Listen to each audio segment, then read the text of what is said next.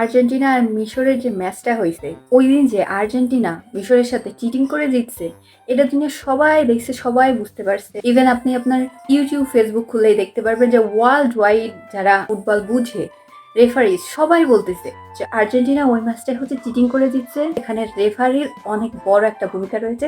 আর FIFA তো এদের পিছনে কলকাঠি নাড়ছে, সবাই ফিফাকে ছিচি করতেছে। কিন্তু আমাদের বাঙ্গুস আছে যেগুলা হচ্ছে আর্জেন্টিনার সাপোর্টার, এদের চোখে ঘুম পড়তেছে না। এরা তখন এরকম চোখ বন্ধ করেছিল, এরা অন্ধ হয়েছিল।